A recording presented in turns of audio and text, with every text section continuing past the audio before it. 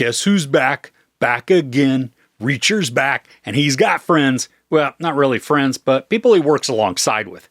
Anyway, Alan Ritchson is back for Season 3 of Prime Video's Reacher series. Are you ready for this season? Reacher hurtles into the dark heart of a vast criminal enterprise when trying to rescue an undercover DEA informant whose time is running out. There, he finds a world of secrecy and violence, and confronts some unfinished business from his past. This season is based on Lee Child's Reacher novel Persuader.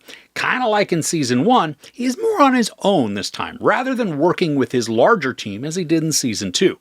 Ritchson continues to be the hulking loner who has a serious beef with injustice and anyone who abuses their power over others. In this season, he gets sucked into an enigmatic web of dangerous criminals, but also has zero clue as to what they really do and what he's up against. Now, we all know that Ritchson is a huge guy. He's not part of the Brute Squad, he is the Brute Squad. Well, for Season 3, the showrunners somehow found someone even huger for Reacher to squabble with. Olivier Richters plays a character named Paulie. The dude is over 7 feet tall. So it's crazy to watch Reacher tower over normal people, and then to have Paulie tower over Reacher. And they don't really get along well together, which leads to some fun and even brutal interactions. Now, the story's fairly straightforward, even though the first episode really had me thrown for a loop for a good portion. I count that as a massive positive. While Reacher is working to find an old nemesis, he begins to help some people find a missing person, all while being inside the home of a wealthy and possibly sketchy baddie, who's played by Anthony Michael Hall. Now, Hall is a great addition to the cast because while he's mostly slimy and despicable, there are some moments when he is convincingly demonstrating that he is not 100% a monster. Hall has to make us despise him, but only to a point. Otherwise, we wouldn't be able to have a change of heart if he ever does. Now, the acting in this is sometimes decent. Other times, it's incredibly stiff or silly. Some characters are given dialogue that comes across as unnatural and then feels even more awkward when they say it. I mean, it made me either chuckle at the dumbness or roll my eyes at the cheesiness. And it didn't break me out of the storytelling because I expected some of the dialogue and delivery to be dumbed down and cringy. The show didn't disappoint in that area. There are also odd conversations that are used as exposition dumps, but feel forced rather than normal dialogue exchanges. Now, admittedly, these moments help to progress the story, even artificially, but they still felt out of place and could have been delivered more convincingly. Now, there's also a very obvious plot point that is spread out over multiple episodes.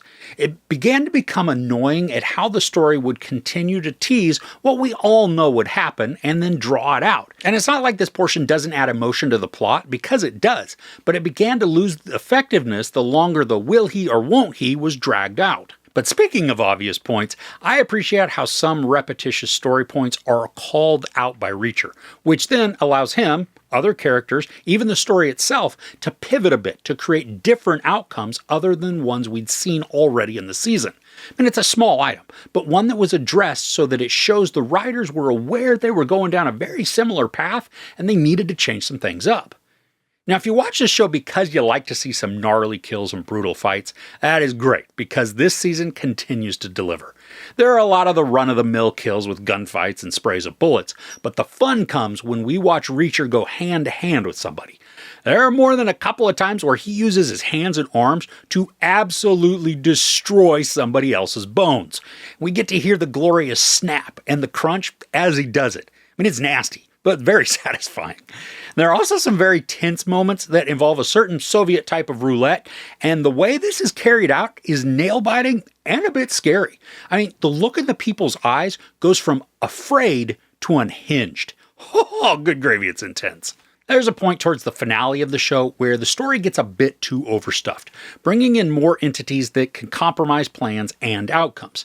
And there are already several intersecting storylines, so when this one arrives, it really only serves to create a plot convenience that's masquerading as a story complication. And once that part is over, it's kind of forgotten, so it didn't add anything of real value to the show. I also think this season is complex enough, but not necessarily detailed, so that certain central elements are mentioned enough to feel important, but not delved into enough to reinforce that importance. There are also some plot points that just make zero sense. I mean, in episode 1, Reacher is caught up in some actions that feel a lot like the start of season 2. But besides that, his actions, they're large and noticeable, and then done in a quiet, small town street.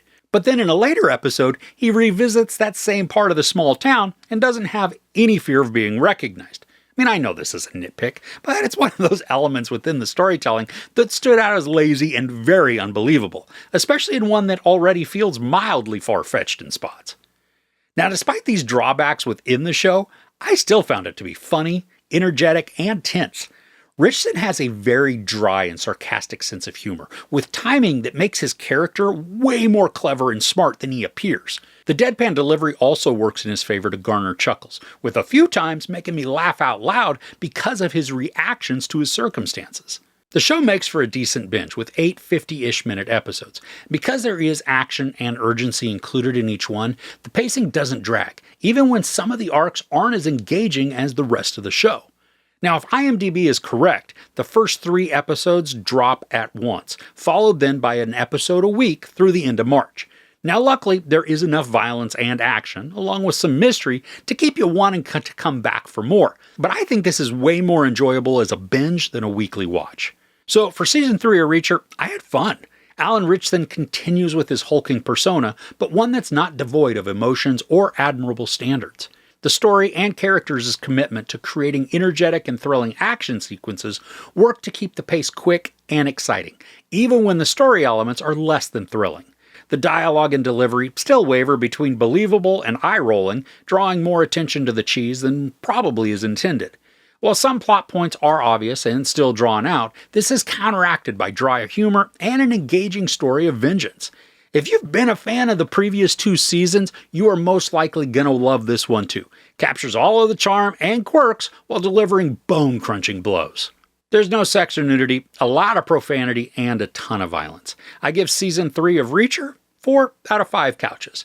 I wouldn't call this a turn-your-brain-off type of show, but you don't have to think too hard to get engaged. So are you a fan of the series? Aside from Reacher, who has been your favorite character so far? Let me know in the comments below. If you enjoyed this review, please give it a like. Also, don't forget to share and subscribe. I'm Chris. This is Movies and Munchies. Thanks for couching with me.